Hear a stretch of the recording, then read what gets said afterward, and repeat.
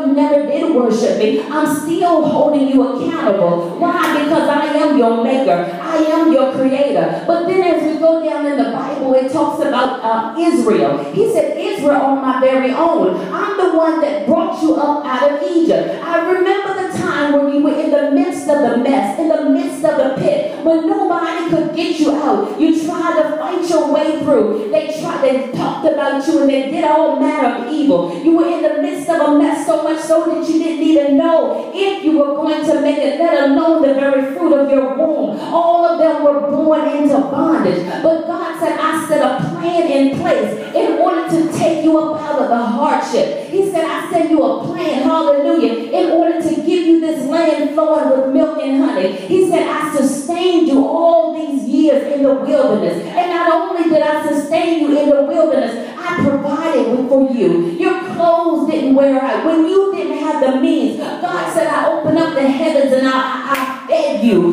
God said, I brought water out of a rock just because you were a little thirsty. God said, I showed you signs and I showed you wonders. He said, I opened up ways and doors for you that you could not open up yourself. And the thing about it, you know that I'm the one that did it. You know that I'm the one, hallelujah, who did these things for you. And he said, this is why I'm holding you accountable. Because you know me as your God. You know your father Abraham. You know what I did for him. You know that I opened up, hallelujah, his wife's womb just so I can plant a seed there. Hallelujah. So I can take from that seed and bring home a promise. I'm talking about the promise, Jesus himself. Hallelujah. The seed of Abraham. And I want you to understand that because I did that, you should know you can bear witness. Ah, yes, God. You've got a testimony that will shake the enemy loose from you. Come on, somebody. So what am I saying? When the enemy comes in to try to destroy you, all manner of evil against you, you can stand and tell that devil, I know the God that I serve. I know that I used to do this, that, and the other.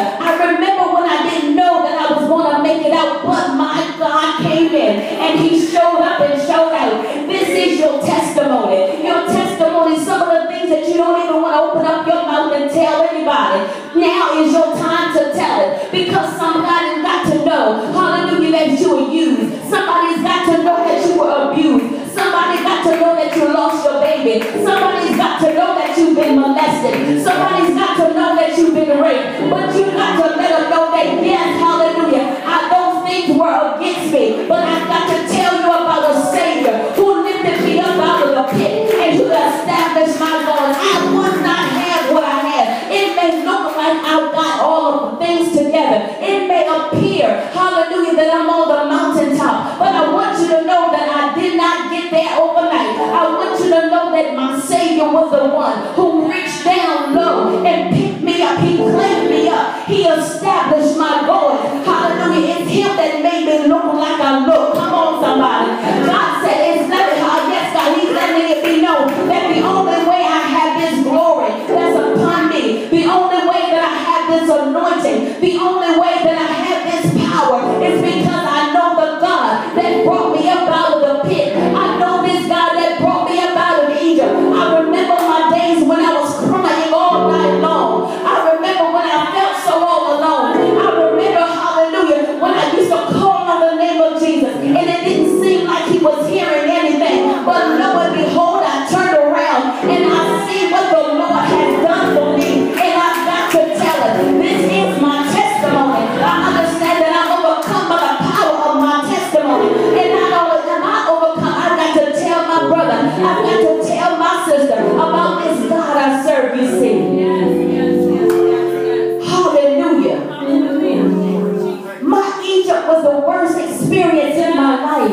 And the thing about it, this Egypt wasn't a one-night thing. My Egypt wasn't a two-night thing. My Egypt wasn't even a 2-year thing. It seemed like I had been beat. It seemed like I had been abused and used for year after year after year. Sometimes when I was in my wilderness, when I was in Egypt, I did not see the light of day. I'm going to give you my own testimony. I remember the time where I was, my grandmother used to abuse me. She used to beat me over and over again. Why? Because I wasn't light-skinned. That wasn't my fault. But I got beat just because of that. And because I was beat, I remember in elementary school. I remember going in my closet, yes, God, hallelujah, and I said, God, I don't really know who you are, but Lord, if you do this thing for me, I really would appreciate it. It got so bad that my grandfather used to beat me to please my grandmother. I remember laying in the floor and I began to shake. My body began to shake. Why? Because I would beat so bad. But I remember going and I remember saying, God, please get me out of this. Lord, please. I was about maybe 8 years old or so. But I remember when I said, God, please help me out of this. I even prayed that God will allow her to die just so I could be free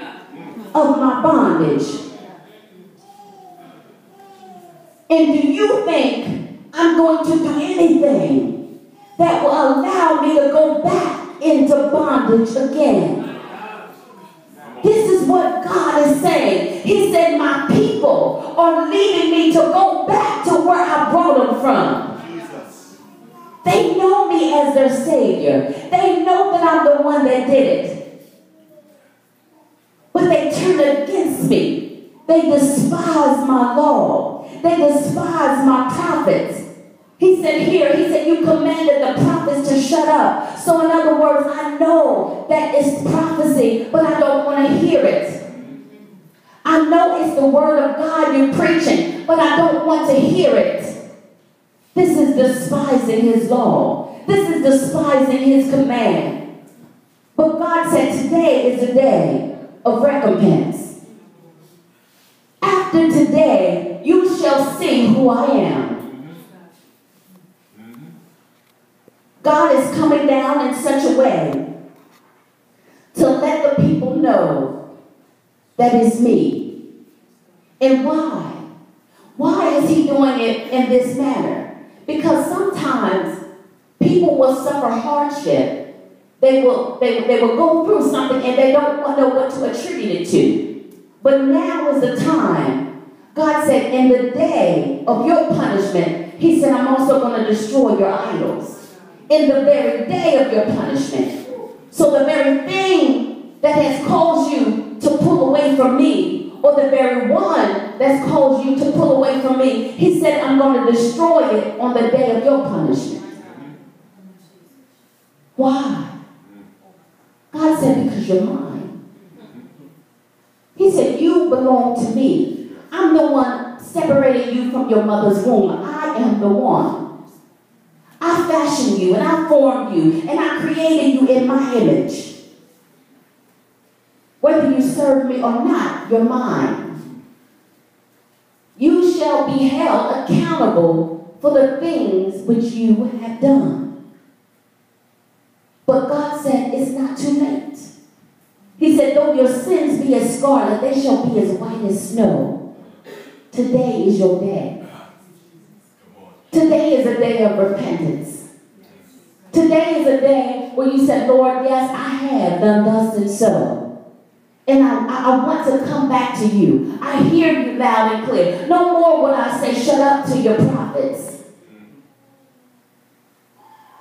Our God is the Bible also talks about he's a roaring lion. He roars from Jerusalem. He roars from Zion.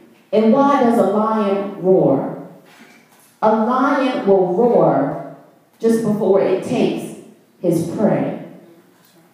So that is a sound that comes from God before judgment, before destruction. This is why the scripture says that he said, indeed, the sovereign Lord does nothing. He doesn't do anything until he reveals his plan to his prophets. This is the plan. And I bless him. Sounds harsh. Do you discipline your child? Why? When your child is going contrary to everything you told them, everything you told them, everything you told her, what do? Are you going to stand back? Walk, allowing them to go in the face of danger, and you're going to stand back and just watch them? What kind of parent would you be? This is our God. love your child so much that you will fight the devil head on for your child. This is what the Lord did. The scripture is saying, He said, I have destroyed the Amorites. God did it. Your enemy. The Amorites were the enemy of Israel. God said, I destroyed the Amorites so that you could possess the land. This is just like a father. And I bless him. I bless him. We can look at the new